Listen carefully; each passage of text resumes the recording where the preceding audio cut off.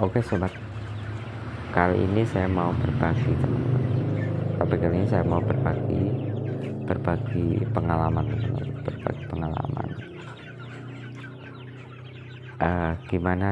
Gimana caranya dengan modal yang sedikit, tapi kita masih bisa berternak ayam kampung teman-teman. Modal sedikit, tapi kok bisa ternak ayam kampung? Gimana sih caranya? Ini berdasarkan pengalaman saya pribadi teman-teman.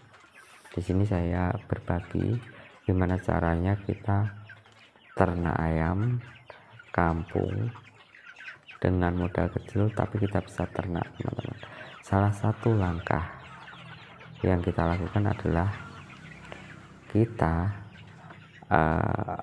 karena kan kita tahu modal kita kan minim teman-teman. Dengan modal yang kecil kita harus pandai-pandai mengatur keuangan kita.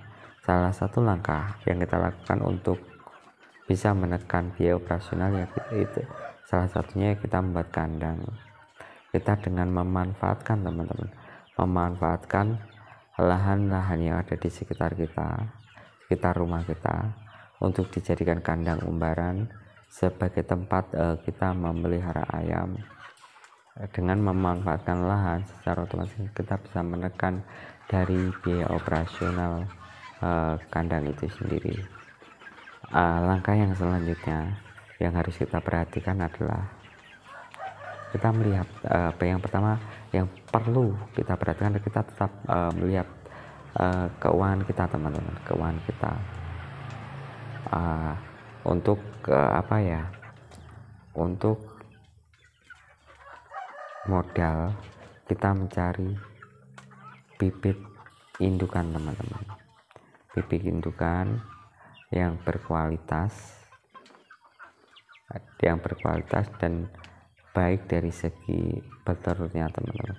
Karena kan kita tahu kita ternak itu kan pengen menghasilkan, pengen budidaya, ingin mengembangkan agar ayam kita itu berkembang dan menjadi banyak teman-teman. Di sini salah satu langkah ya kita mencari bibit indukan yang bagus dari segi tulangan dan bagus dari segi telurnya teman-teman. Jadi telur itu harus maksudnya ya ginilah, telur itu yang bertelur yang kualitasnya itu bagus untuk ditetaskan teman-teman.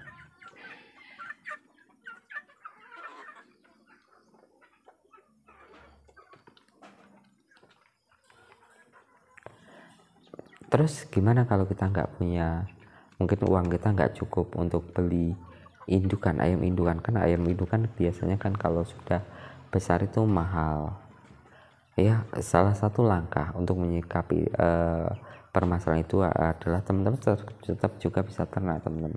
Di sini kita mengusahakan lah, kalau nggak bisa beli indukan, kita bisa beli dari DOC atau dari anak ayam. Kita pelihara dulu sampai benar-benar ayam itu nanti untuk bisa dijadikan calon indukan.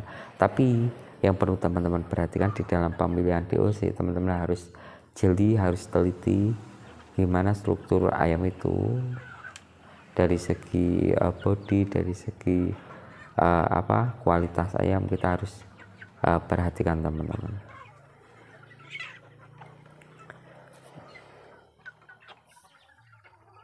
Ya, saran saya sebelum membeli bibit indukan teman-teman harus survei dulu, survei di lingkungan sekitar teman-teman, survei ayam apa sih yang pasaran dan mudah laku di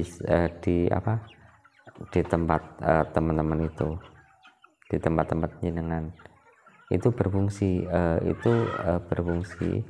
di waktu kita nanti berternak ayam teman-teman.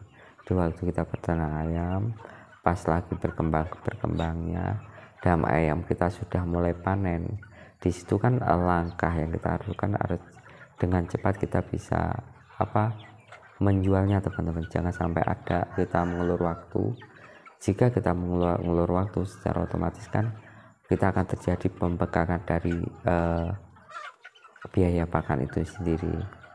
Jadi kalau kita membeli dari awal sudah beli bibit yang ayam yang pasaran yang mudah dijual di daerah jenengan, daerah sampean, maka ayam itu pas waktu kita panen, ayam itu akan mudah dijual, diuangkan di sekitar kita. Jadi tidak menunggu lama-lama teman-teman. Jadi kalau menunggu lama-lama kan terjadi pembengkakan biaya pakan. Kalau kita cepat, secara otomatis cepat dalam segi penjualan, secara otomatis kan uang itu cepat perputarannya teman-teman. Jadi bisa menambah modal kita di dalam ternak ayam. Tapi yang perlu teman-teman perhatikan, nanti pas kita membeli bibit teman-teman, membeli bibit indukan, karena dengan modal yang sedikit kita harus bisa benar-benar menekan dari biaya apapun, karena kita akan tahu selain kita beli bibit, kita harus menyisakan uang untuk biaya operasional, membeli bahan pakan selama kita ternak ayam, selama kita memelihara ayam sampai panen, sampai ada biaya operasional yang baru, biaya tambah yang masuk dari penjualan ayam. Jadi di sini karena dengan modal minim, saya sarankan nggak usah banyak-banyak teman-teman. Kita bisa ternak ayam dari kecil dulu. Di sini kita bisa memelihara ayam 5 indukan, 1 ayam pejantan. Itu berdasarkan pengalaman saya pribadi teman-teman. Jadi dulu itu saya juga memulai dari 5 ayam indukan, 1 ayam pejantan. Dari 5 ekor ayam indukan, 1 pejantan itu kita sudah bisa menghasilkan kurang lebih, ini berdasarkan pengalaman saya pribadi teman-teman, kurang lebih 20 butir telur setiap bulannya teman-teman. Kurang lebih 20 butir telur, itu bisa lebih dan bisa kurang teman-teman. Di sini kita mencari rata-rata saja teman-teman, jadi untuk mempermudah kita di dalam penyampaiannya. Loh, kok sedikit sekali telurnya teman-teman? Ya sedikit, karena kan dengan 5 indukan kan kadang ayam itu bertelur itu tidak bersamaan teman-teman, jadi kadang bergantian. Selain itu kan kita tahu bahwa telur ayam kampung itu kan relatif lebih rendah teman-teman, jika lebih rendah dalam bertelurnya. Dan di sini kalau telur-telur ayam itu untuk mencetak DOC, jika diingrami, kita menggunakan secara tradisional, cuma diingrami indukannya, kita kan tahu kalau ayam itu pas waktu mengkerami telurnya kan butuh waktu 21 hari untuk bisa telur itu dijadikan DOC anak ayam pas waktu diingrami. Jadi sangat-sangat menyita waktu. Di sini saya sarankan ya kita menggunakan mesin tetas teman-teman, mesin tetasan telur, agar membantu kita di dalam proses pembuatan DOC anak ayam. Jadi kalau kita bisa menggunakan dan punya, dan kita bisa menggunakan mesin tetasan telur, secara otomatis kan telur kita tidak menggerami, jadi tidak menyita waktu. Jadi di sini ayam kita fungsikan untuk bertelur dan bertelur tanpa menggerami. Secara otomatis kan kita bisa mempercepat dari pembuatan DOC itu sendiri. Ya ya saya tahu kita kan mesin tetas itu kan tidak mudah teman, tidak mudah dan tidak murah. Jadi di sini kita harus belajar. Selain itu kita harus bisa menyesuaikan uang kita. Kalau ya saran saya ya kita memakai mesin open yang mesin tetasan telur yang sederhana saja teman-teman. Jadi kan kalau yang sederhana itu kan harganya lebih murah teman-teman. Ya resikonya kita harus membalik telur itu secara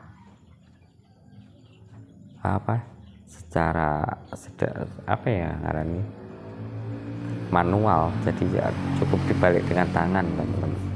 Jadi ya itulah kendalanya kalau kita menggunakan mesin tetasan telur sederhana. Tapi kalau teman-teman mempunyai keuangan lebih, mau pakai mesin open otomatis ya monggo, itu juga bagus teman-teman. Tapi kalau teman-teman cuma punya modal yang minim, ya saran saya ya teman-teman buat mesin open yang sederhana saja, jadi bisa menekan dari biaya operasional itu sendiri. Dengan mesin open itu secara otomatis kan pertumbuhan di dalam kita membuat DOC kan bisa terbantu teman-teman. Selanjutnya untuk mendapatkan telur yang berkualitas untuk ditetaskan dengan mesin tetas, yang paling pokok kita kan harus menjaga kondisi dari ayam itu sendiri, dari segi pakannya yang berkualitas, dari segi kandang, dan dari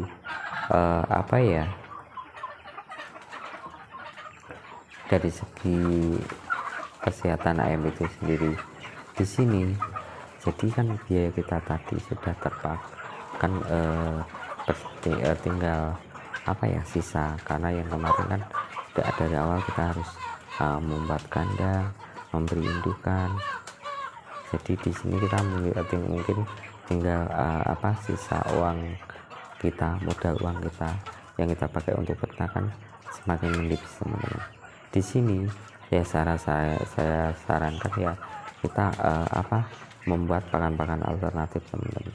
Pakan alternatif dengan memanfaatkan bahan-bahan yang ada di sekitar kita dan mencari bahan campuran yang murah tapi berkualitas teman-teman, bergizi dan baik untuk ayam kita. Di sini kalau saya pribadi sih berlangganan dengan roti BS teman-teman, roti tarian dari pabrik untuk bahan pakan campuran ayam saya.